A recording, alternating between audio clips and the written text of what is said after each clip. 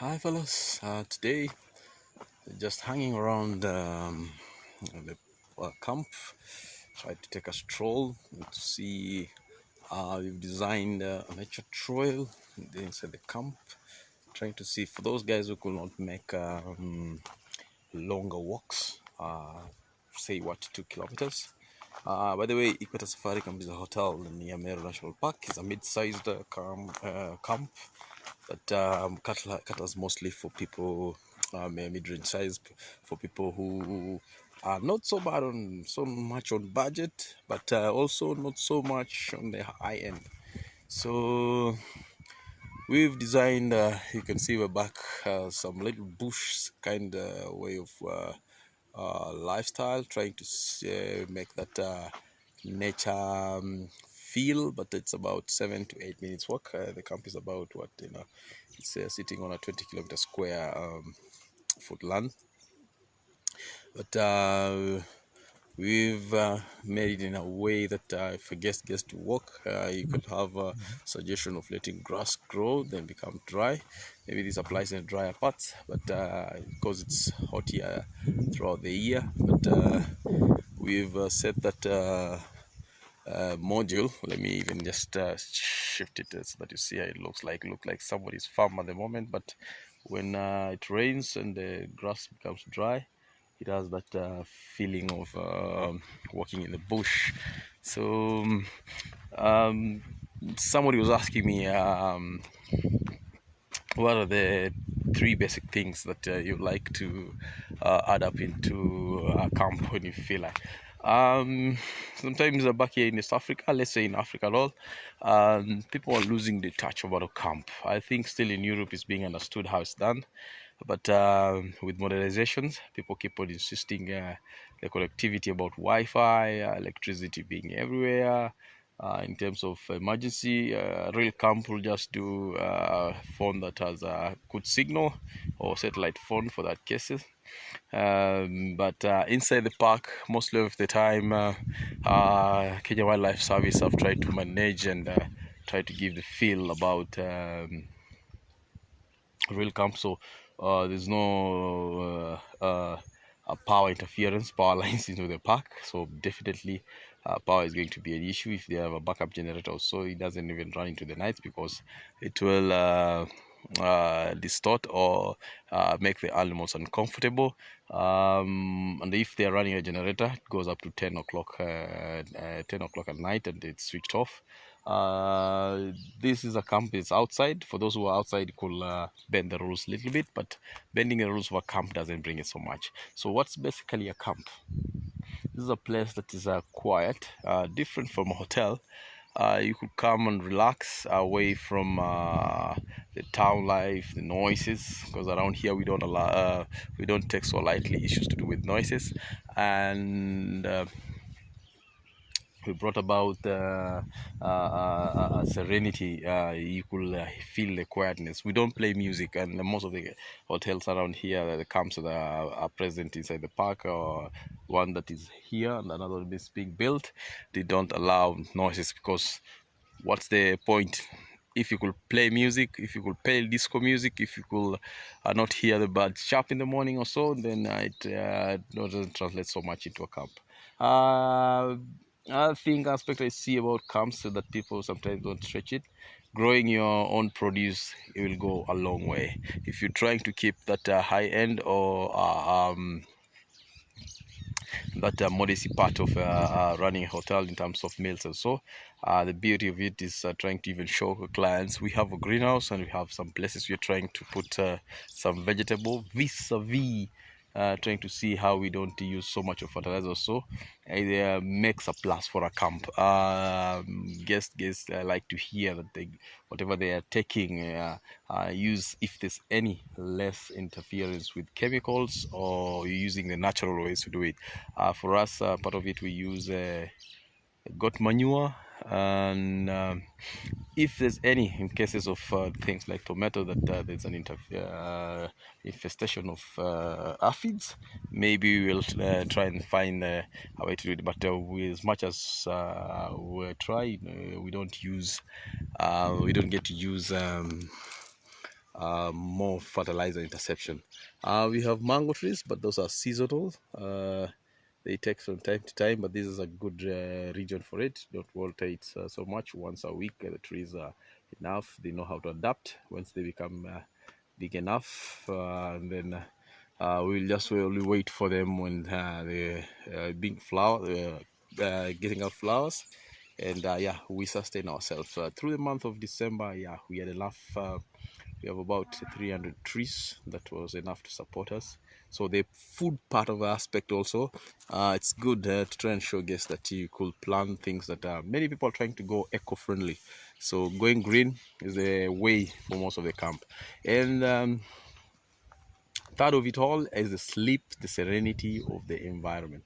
So if I keep walking around, it's a big area. You get to see how it looks. The camps, I'll show it in my bio. There's a video of I did of me walking around the camp, around the tents.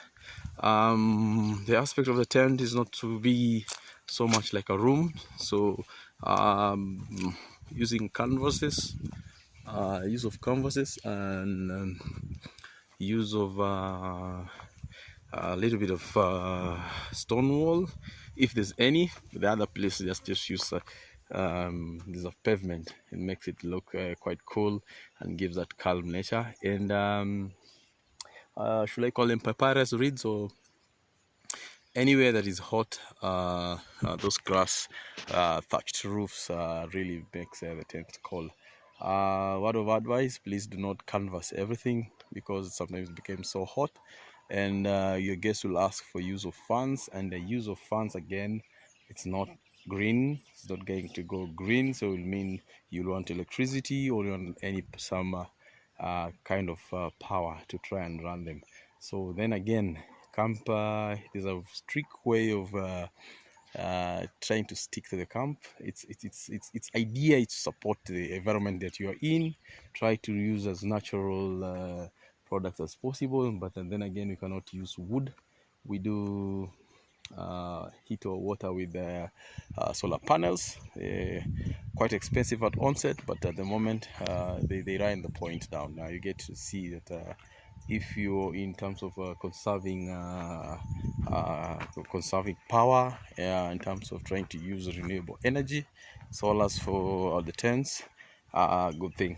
Although we'll have, I know there is a part of which sometimes come see that it's quicker to try and use what gas and these other powers. Solar panels will serve you well if they are well serviced, and if they get it from a reputable company. I'm trying to get myself to go good.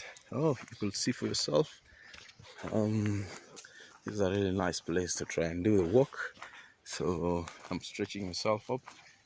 If you do not like the bustle and hustle of town life or so, it's very quiet around here. You could, if you're careful enough, hear the bird chirps.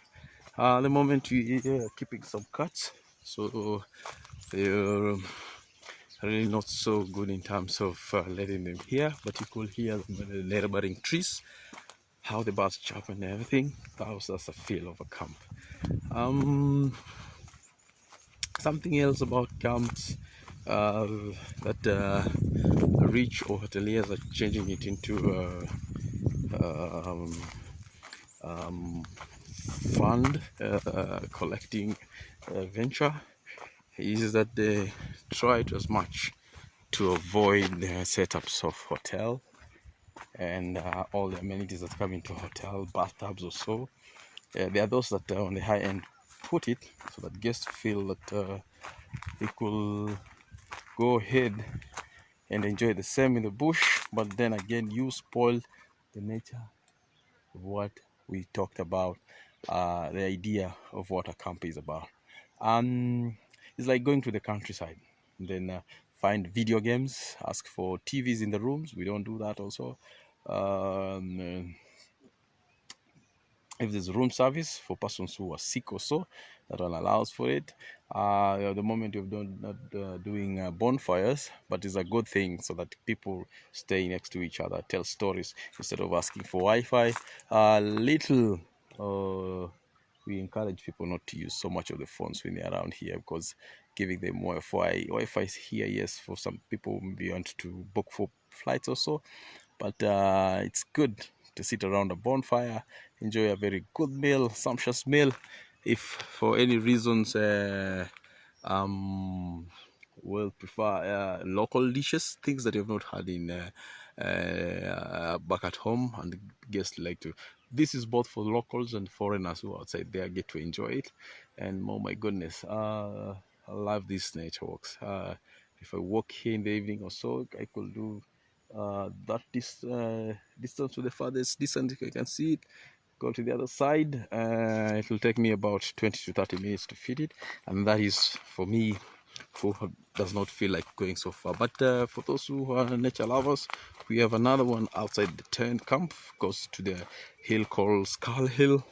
It's famously known as Gatue local name, but it's famous for when you use the people used to die in the old age, maybe say 50 years or so from now. They didn't want so much to do with burial, so they will place you in the hill, and hyenas will come and scavenge on your body, and it's another way of nature disposing it. So it's called Skull Hill because skulls were found there after the hyena will devour your meat. Strange thing to do, but those are the histories that we get around here. So if you want to set a camp, please setting a camp in an environment that is cool, self-sustenance, and less of technology interference. It'll be a very bad idea for you to try and come up with the camp and the first produce of food that is brought to the table are GMOs. So at the moment, this is really nice. This is really how we work, and as we go, Alan is a nature lover. I hope you would too. I give you 1 or 2, 3 if you're trying to start a camp or so. Tips are going to be flowing in my channels from time to time. Please subscribe if you're not subscribed, and I hope I've touched 1 or 2 persons on how to run a camp and the 3 ideas that let you run a camp. Please don't forget to subscribe. Comment in the comment sections if you need to be answered, and like my stuff. Thank you for being with me.